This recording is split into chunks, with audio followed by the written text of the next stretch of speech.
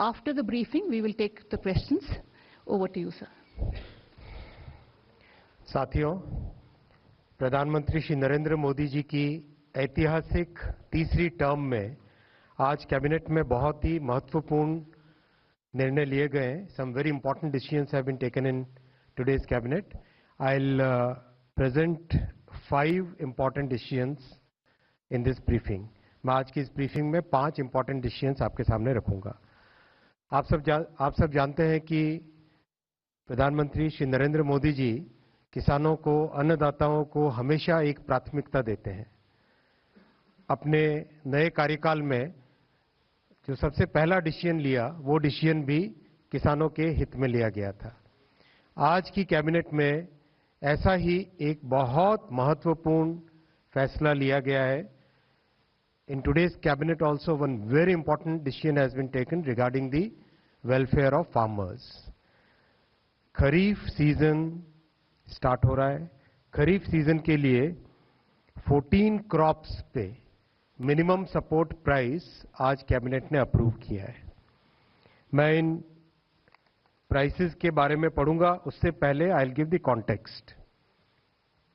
In the 2018 union budget, the government of India had given a very clear policy decision, had taken a very clear policy decision that MSP कम से कम 1.5 गुना होनी ही चाहिए cost की.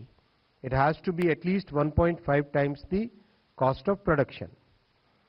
तो आज के जो फैसले आप देखेंगे, इन सब फैसलों में इस प्रिंसिपल को ध्यान रखा गया है. Every crop that I am going to read out will have at least 50% more MSP compared to the cost. और कॉस्ट को निकालने का भी बहुत ही साइंटिफिक तरीका है. इसका एक मैकेनिज्म है. CACP के द्वारा देश भर में कई तहसीलों में, कई जिलों में, कई विलेजेस में जाके स्टडी किया जाता है. कॉस्ट ऑफ प्रोडक्शन, सारे के सारे फैक्टर्स को लेके स्टडी किया जाता है. तो इसके आधार पर आज जो MSP डिक्लेयर हुई है वो है धान. सबसे पहले धान का नया MSP, पैडी का नया MSP खरीफ के लिए 2,300 रुपीज डिक्लेयर किया गया है, which is 117 rupees increment over the previous MSP. आप इसको 2,300 को अगर आप कॉन्टेक्स्ट में देखना चाहोगे, दैट इज अगर 2013-14 का जो प्राइस था, दैट प्राइस वाज 1,310 रुपीज, 1,310. यानी कहाँ 1,310 था और कहाँ आज 2,300 है. किस तरह से किसान भाइयों के लिए, किसान परिवारों के लिए प्रधानमंत्री श्री नरेंद्र मोदी जी और सरकार का हमेशा एक स्पेशल फोकस रहता है, ये इसको दर्शाता है. इसी तरह से कॉटन, जो कि बहुत इंपॉर्टेंट क्रॉप है, इसका MSP 7,121 और एक दूसरी वैरायटी है उसमें 7,521 रुपीज डिक्लेयर किया है, जो कि 501 रुपए ज्यादा है, 501 रुपीज ज्यादा है compare to the previous MSP. Again to give the context, 2013-14 में MSP वाज ओनली 3,700 रुपीज. जो मिलेट्स है, आप सब जानते हैं कि मोदी जी ने मिलेट्स के प्रोडक्शन, मिलेट्स की प्रोसेसिंग और दुनिया भर में मिलेट्स के जो पॉजिटिव बेनिफिट्स है, उसको एक अलग ही तरीके से प्रोत्साहन दिया है, अलग ही तरीके से एनकरेज किया है.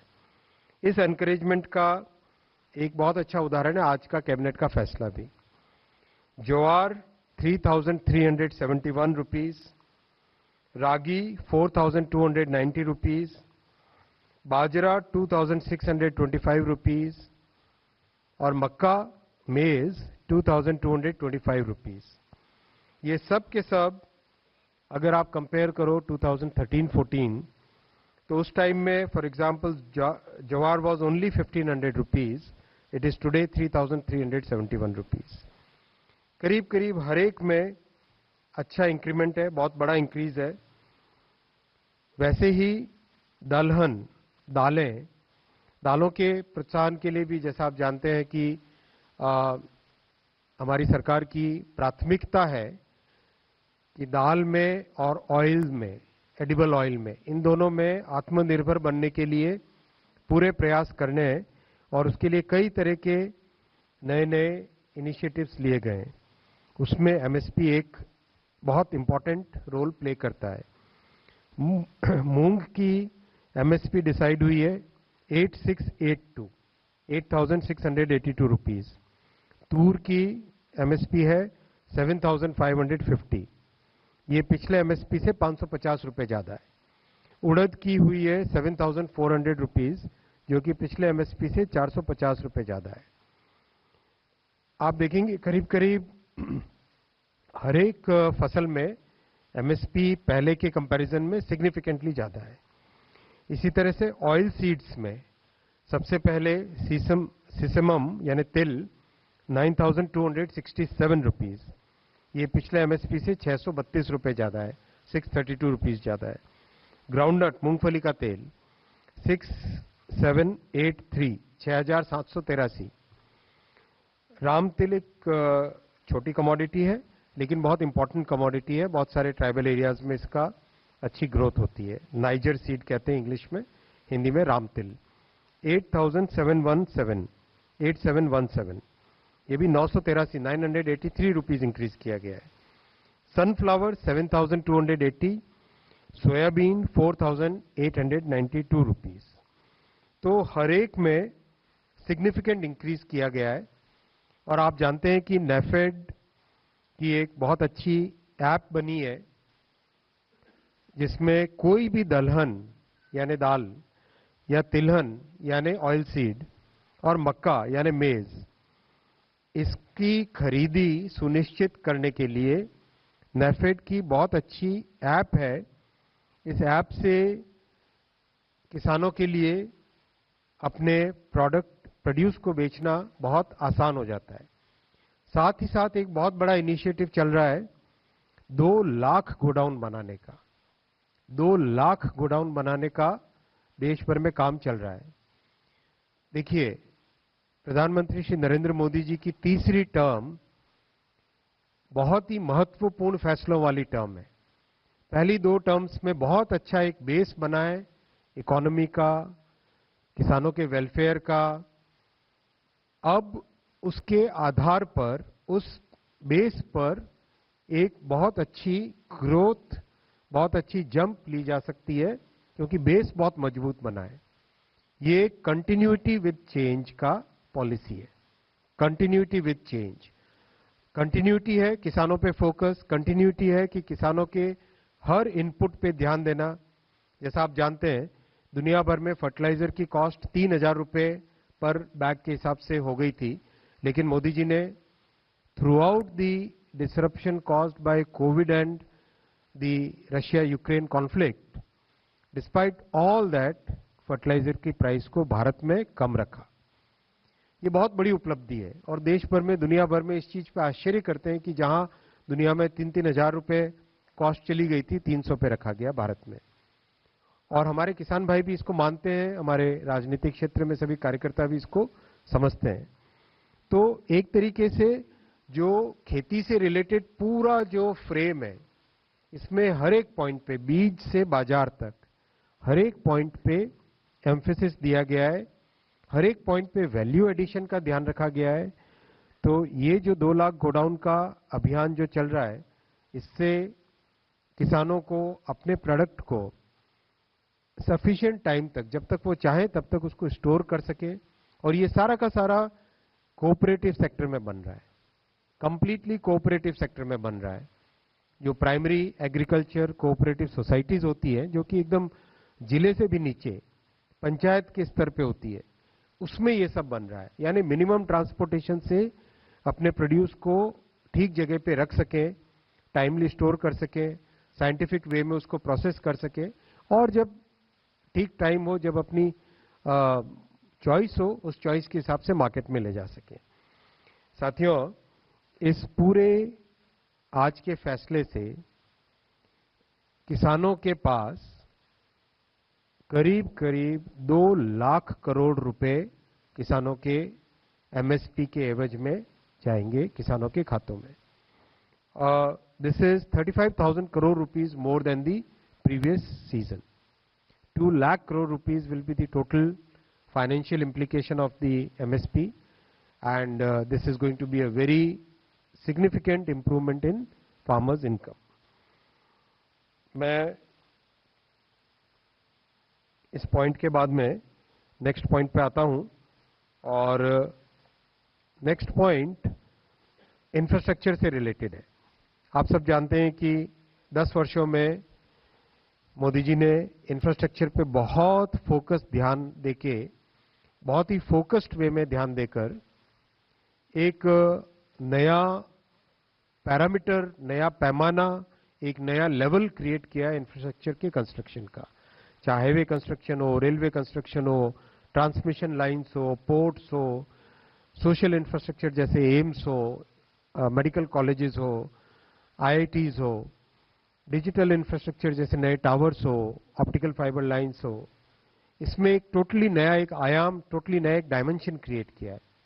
आज एक बहुत ही महत्वपूर्ण फैसला लिया गया है भारत के पोर्ट एंड शिपिंग सेक्टर के लिए, और इसकी इंपॉर्टेंस मैं आपको बताऊंगा अभी कितनी सिग्निफिकेंस है.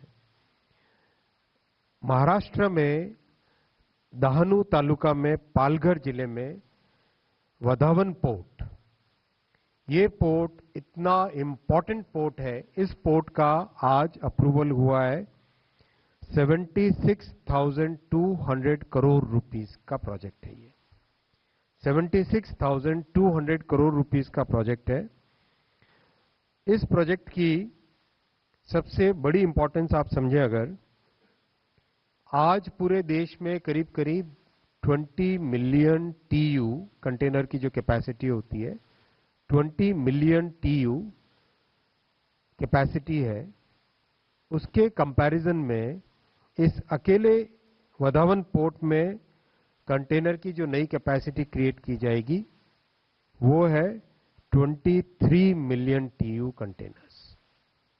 मतलब पूरे देश की जितनी कैपेसिटी है आज, उसके बराबर और उससे ज्यादा कैपेसिटी एक अकेले वधावन पोर्ट में क्रिएट की जाएगी.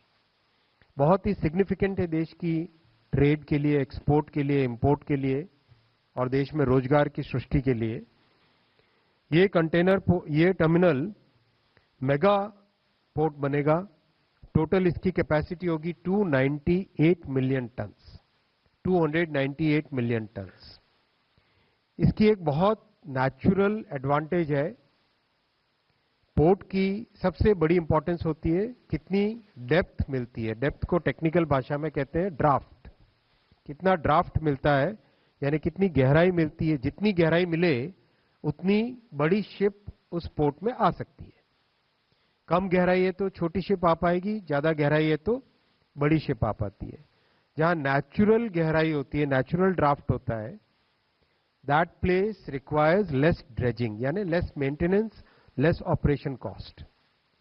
Vadhavan Port is one of those very significant natural sites on the west coast of India where the natural draft is 20 meters. Natural draft 20 meters is a very, very significant parameter for developing a new port. One more thing I would like to emphasize is, इस port के पूरे construction process में, approval process में massive consultation हुआ है. एक एक stake holder के साथ बातचीत हुई है, उनके व्यूज लिए गए, उनके कंसर्न्स को एड्रेस किया गया है. बहुत सारे डिजाइन चेंजेस लोकल पॉपुलेशन की नीड्स को ध्यान में रखते हुए किए गए.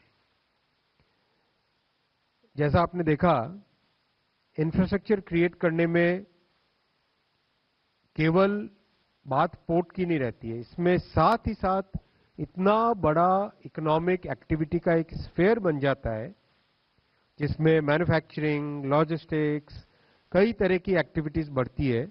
इस पोर्ट से एस्टिमेट किया जा रहा है कि करीब 12 लाख एम्प्लॉयमेंट जनरेट होगा.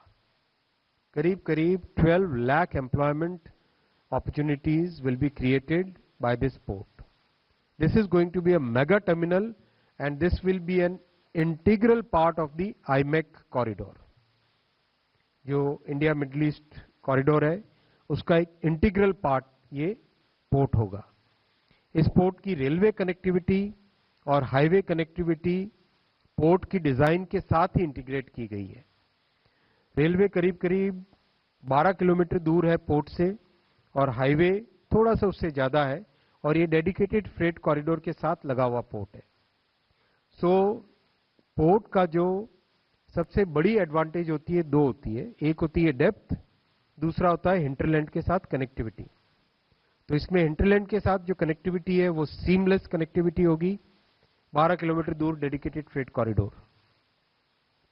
तो अपने आगामी समय में इकोनॉमिक एक्टिविटी, इकोनॉमिक ग्रोथ के लिए Vadhavan port will be a major multiplier impact रहेगा। इसका बहुत बड़ा माइलस्टोन है इस प्रोजेक्ट को आज अप्रूव करना। इस प्रोजेक्ट की शुरुआत करीब करीब 60 साल पहले हुई थी। इस प्रोजेक्ट को कंसीव किया गया था 60 साल पहले, लेकिन ये मोदी जी का फोकस है कि वो दूर की सोच के बहुत ही एक विजन के साथ, बहुत क्लैरिटी के साथ आगे का भविष्य की क्या रिक्वायरमेंट्स होगी, उन रिक्वायरमेंट्स को ध्यान में रखते हुए फैसला करते हैं। इसमें 9 कंटेनर टर्मिनल्स रहेंगे जिसमें मेगा वेसल्स आएंगे, मेगा कंटेनर वेसल्स आएंगे, वेसल यानी शिप, मेगा कंटेनर शिप्स इसमें आएंगी। 4 मल्टीपर्पज बर्थ रहेंगी, 4 लिक्विड कार्गो बर्थ रहेगी यानी पेट्रोलियम इंपोर्ट हो गए, ऑयल इंपोर्ट हो गया, इन सब के लिए। एक रोरो बर्थ रहेगी, रोरो बर्थ यानी जिसपे गाड़ी आए और शिप के अंदर सीधी बैठ जाए, यानी ऑटोमोबाइल एक्सपोर्ट्स के लिए काम आएगी ये।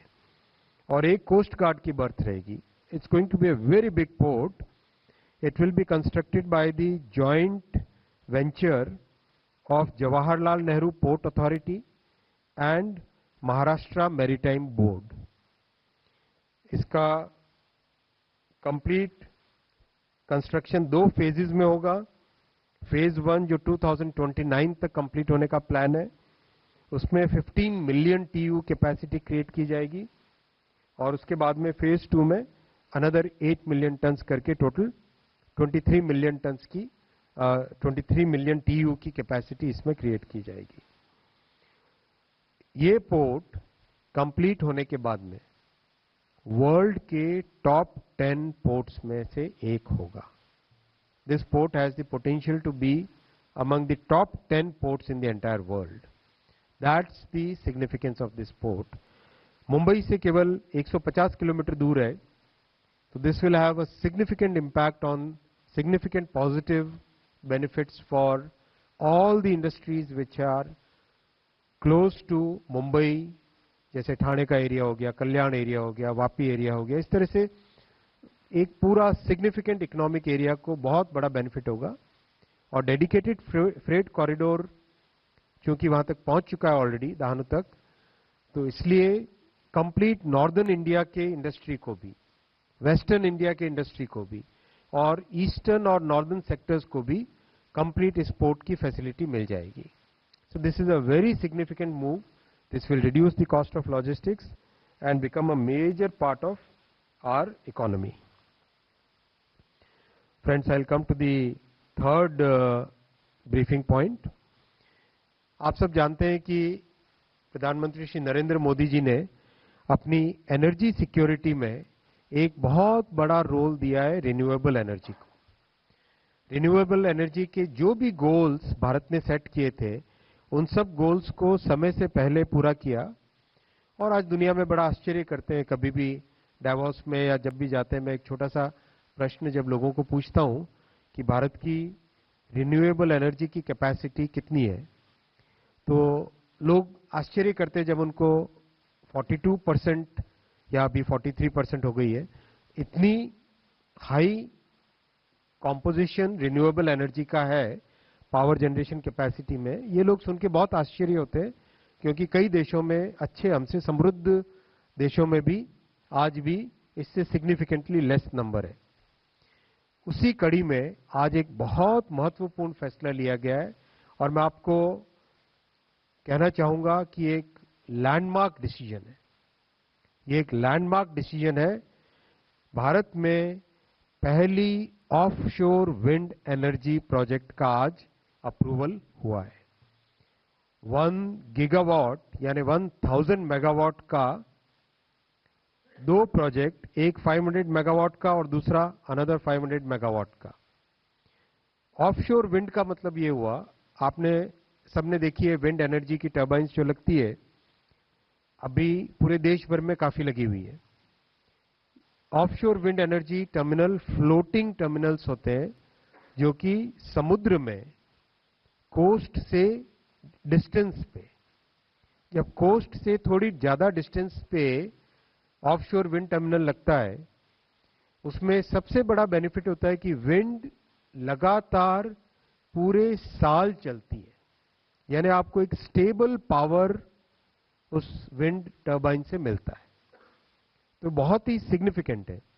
और दुनिया में आज करीब करीब हर देश जिसकी कोस्ट लाइन है, चाहे यूएस हो, यूके हो, फ्रांस हो, सभी के सभी इस टेक्नोलॉजी पे आगे तेजी से बढ़ रहे हैं। भारत के लिए भी ये बहुत बड़ी अपॉर्चुनिटी है, क्योंकि both on the west coast as well on the east coast wind speeds और विंड की जो इंटेंसिटी है और विंड की जो कंटिन्यूटी है, वो दोनों ही कोस्ट पे अच्छी है। पूरे के पूरे कोस्ट लाइन जो कि करीब करीब 7000 से ज्यादा की कोस्ट लाइन है, 7000 किलोमीटर से ज्यादा की कोस्ट लाइन है, उन दोनों में जो विंड की प्रोपेंसिटी है उसको साइंटिफिक वे में मेजर करके 2 पॉइंट्स पहले 2 प्रोजेक्ट के लिए आइडेंटिफाई किए। इसके बाद में तो और कई नए प्रोजेक्ट्स आएंगे इसमें। पहले 2 प्रोजेक्ट से टेक्नोलॉजी सीखना, उसका इकोसिस्टम बनना, वो सब बनता है।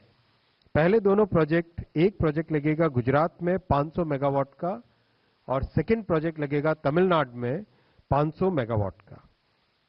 टोटल भारत के ऑफशोर विंड की अभी जो पोटेंशियल मेजर किया गया है, अनुमान लगाया गया, जो एस्टिमेट किया गया है, वो करीब 70,000 मेगावाट का है। It's humongous. 70,000 मेगावाट का total wind potential, offshore wind potential अभी मेजर किया गया है। और इस दिशा में आज पहला अप्रूवल, पहला कदम 7,453 करोड़ 7,453 करोड़ रुपीस के इन्वेस्टमेंट से ये 2 प्रोजेक्ट्स लगेंगे, जहां पर बहुत अच्छा विंड पोटेंशियल है। इससे गुजरात को 4.5 रुपीस पर यूनिट कॉस्ट में बिजली मिलेगी और तमिलनाडु को 4 रुपीस पर यूनिट कॉस्ट में इलेक्ट्रिसिटी मिलेगी।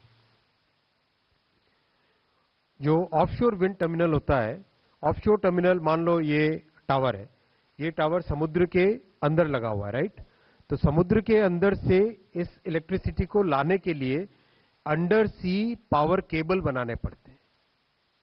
अंडर सी इलेक्ट्रिसिटी के केबल्स लगाने पड़ते हैं। तो वो केबल्स लगेंगे और उन केबल्स को लैंड करना पड़ता है पोर्ट में। पोर्ट के अंदर पूरा उसका लैंडिंग इंफ्रास्ट्रक्चर क्रिएट करना पड़ता है। तो ये दोनों प्रोजेक्ट की लैंडिंग होगी। पहला दीनदयाल पोर्ट, जिसका पुराना नाम कांडला पोर्ट होता था, और दूसरा वीओ चिदम्बरनार पोर्ट। इन दोनों पोर्ट्स में लैंडिंग का इंफ्रास्ट्रक्चर क्रिएट किया जाएगा, जिसमें कंप्लीट सबस्टेशन बनेगा पावर को रिसीव करने के लिए, और वहां से आगे ग्रिड के अंदर उसको ऐड करने के लिए उसका टर्मिनल, उसका कंप्लीट इंफ्रास्ट्रक्चर बनेगा। ये सारा काम करेंगे पावर ग्रिड की तरफ से। और दोनों पोर्ट की जो अथॉरिटीज हैं, उन दोनों पोर्ट अथॉरिटीज को भी इसकी फंडिंग इसी प्रोजेक्ट के तहत की जा रही है। इस प्रोजेक्ट को इंप्लीमेंट करेगा सेकी, जो कि ministry of renewable and new energy के अंदर MNRE में ऑर्गेनाइजेशन है, जिसने बहुत अच्छा काम किया है। सोलर में, विंड में, हाइब्रिड में बहुत अच्छा काम किया है 10 साल में। वो इसका प्रोजेक्ट को इंप्लीमेंट करने की अथॉरिटी रहेगी। तो ये इंफ्रास्ट्रक्चर में वधावन पोर्ट और ऑफशोर विंड एनर्जी दोनों के दोनों बहुत ही इंपॉर्टेंट प्रोजेक्ट्स है और फर्स्ट 100 डेज के इंपॉर्टेंट महत्वपूर्ण फैसलों में है। चौथा ब्रीफिंग का पॉइंट है आज का, वो भी इंफ्रास्ट्रक्चर का है और बहुत ही सिग्निफिकेंट है। हम सब जानते हैं काशी एक ऐसा शहर है जो कि आज दुनिया भर का एक अट्रैक्शन का पॉइंट बना हुआ है, और वाराणसी का जो एयरपोर्ट है लाल बहादुर शास्त्री इंटरनेशनल एयरपोर्ट एक मॉडर्न एयरपोर्ट है, और जितना आज टूरिज्म, भक्तों का, पिलग्रिमेज का, इकोनॉमिक एक्टिविटी का आज ट्रैवल पोटेंशियल है, तो वाराणसी एयरपोर्ट की जो कैपेसिटी थी 39 लाख पैसेंजर्स पर एनम की कैपेसिटी है, वो करीब करीब कंप्लीट हो गई है। करीब करीब अब वो फुल कैपेसिटी पे चल रहा है। Time has come to expand it.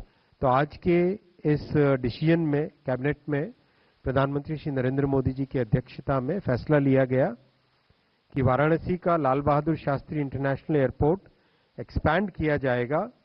एक नया टर्मिनल बिल्डिंग बनेगा, इसमें रनवे का एक्सपेंशन होगा, और जो हाईवे है उसको अंडर सरफेस अंडरपास की तरह डेवलप किया जाएगा, जिससे कि रनवे को फुल लेंथ मिल सके। प्लस ILS जो इंस्ट्रूमेंटेशन बेस्ड लैंडिंग सिस्टम होता है उसका इसमें किया जाएगा। ये completely airport authority of India के इंटरनल रिसोर्सेज से इसका डेवलपमेंट होगा। 2870 करोड़ रुपीस का ये प्रोजेक्ट है। 2870 करोड़ रुपीस का प्रोजेक्ट है। इस टर्मिनल को कंप्लीटली भारत की संस्कृति को दर्शाने वाला प्रोजेक्ट की तरह डेवलप किया जाएगा। आपने देखा चाहे रेलवे टर्मिनल्स हो, चाहे एयरपोर्ट्स हो, सब में हमारी संस्कृति को, भारत की संस्कृति को दिखाने का एक माध्यम वो बने और हेरिटेज को प्रिजर्व करने का एक माध्यम बने, उसी भावना के साथ इसका डेवलपमेंट किया जाएगा। इस एयरपोर्ट को ग्रीन एयरपोर्ट भी बनाया जाएगा, जिससे कि एनर्जी कंजम्पशन मिनिमम हो और एनर्जी कंजम्पशन जितना भी है वो सोलर द्वारा खुद का जनरेटेड हो। ये चौथा ब्रीफिंग का पॉइंट था साथियों। Last and final briefing point जो कि हम सब के जीवन में, समाज के जीवन में, हमारे इकोनॉमिक लाइफ में बहुत इंपॉर्टेंट एक फैक्टर है, वो फैक्टर पे फिफ्थ डिसीजन है जो कि बहुत ही सिग्निफिकेंट है, बहुत इंपॉर्टेंट है। और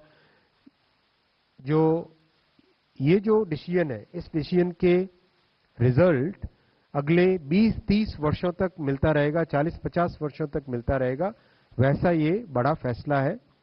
ये फैसला है फॉरेंसिक इंफ्रास्ट्रक्चर को एनहांस करने का। आज एक नई स्कीम बनाई गई। आप सब जानते हैं कि भारतीय न्याय संहिता जो कि क्रिमिनल ज्यूरिस्डिक्शन, क्रिमिनल ज्यूरिस्प्रूडेंस को कंप्लीट ओवरहॉल किया गया, और आजाद भारत के इतिहास में सबसे बड़ा रिफॉर्म अगर कहें तो वो है क्रिमिनल जस्टिस सिस्टम का रिफॉर्म है। उस रिफॉर्म में साइंटिफिक एविडेंस को बहुत इंपॉर्टेंस दी गई है, और लॉ के अंदर ही रखा गया है कि कई ऐसे केसेस, कई ऐसी कैटेगरीज ऑफ केसेस, उसमें साइंटिफिक एविडेंस के द्वारा ही निर्णय लिया जाएगा। यानी साइंटिफिक एविडेंस यानी फॉरेंसिक एविडेंस को कंपलसरी किया गया है। तो जब प्रधानमंत्री श्री नरेंद्र मोदी जी गुजरात के मुख्यमंत्री के नाते देश की सेवा करते थे, तब उन्होंने दूरगामी सोच के साथ नेशनल फॉरेंसिक साइंसेज यूनिवर्सिटी बनाई गांधीनगर में, और NFSU national forensic sciences university ये अपने आप में दुनिया की एक अलौकिक, एक अकेली ऐसी यूनिवर्सिटी है जो कि फॉरेंसिक साइंसेज को डेडिकेटेड है। आप सोचिए कितना दूर का विजन है। इस विजन के तहत उन्होंने NFSU national forensic sciences university बनाई, और आज फैसला ये लिया गया कि 28 राज्यों में और सभी यूनियन टेरिटरीज में इस तरह की व्यवस्था हो कि हर राज्य में, हर यूटी में इस यूनिवर्सिटी का, नेशनल फॉरेंसिक साइंसेज यूनिवर्सिटी का एक ऑफ कैंपस, एक अच्छी वेल इक्विप्ड, वेल ट्रेन्ड, एक अच्छी लेबोरेटरी बने, जहां पर ट्रेनिंग दी जा सके और टोटल देश भर में 9,000 स्टूडेंट्स को हर साल फॉरेंसिक साइंसेज में ट्रेनिंग दी जा सके, उतनी कैपेसिटी डेवलप करना है। वो आज इस कैबिनेट में फैसला लिया गया। ये करीब 2254 करोड़ रुपीस का टोटल स्कीम है। 40 देशों के, भारत के अलावा 40 देशों के स्टूडेंट्स इस यूनिवर्सिटी में आके ट्रेनिंग लेंगे और पूरे दुनिया में ये एक यूनिक कॉन्सेप्ट है और पूरी दुनिया में ये फर्स्ट एंड यूनिक यूनिवर्सिटी है जो कि डेडिकेटेड टू फॉरेंसिक साइंसेज को है। इसी में जब ये साइंटिफिक एविडेंस आने लगेगी तो जो कन्विक्शन रेट होता है, यानी जस्टिस मिलने का, सही व्यक्ति को न्याय मिले, जो क्राइम करता है उसको पनिशमेंट मिले, उसमें कन्विक्शन रेट में सिग्निफिकेंट इंक्रीज आएगी और उसका नेचुरल बेनिफिट पूरी सोसाइटी को मिलेगा कि कन्विक्शन रेट में बढ़त होती है तो लोगों की क्राइम करने की टेंडेंसी कम हो जाती है। तो सोसाइटी में एक सिग्निफिकेंट इंप्रूवमेंट आए, उस भावना के साथ इस कैबिनेट का आज ये बड़ा महत्वपूर्ण फैसला था। जैसा प्रधानमंत्री श्री नरेंद्र मोदी जी ने कहा था कि पहले ही 100 दिनों में बहुत इंपॉर्टेंट फैसले किए जाएंगे, बड़े फैसले किए जाएंगे, तो आज की इस कैबिनेट में 5 बहुत इंपॉर्टेंट फैसले आपके सामने रखे गए। I take the questions now. हम कैबिनेट डिसीजन संबंधित प्रश्न अब लेंगे। मैं आपसे रिक्वेस्ट करूंगी, और पूछने के पहले अपना नाम और ऑर्गेनाइजेशन जरूर बताएं।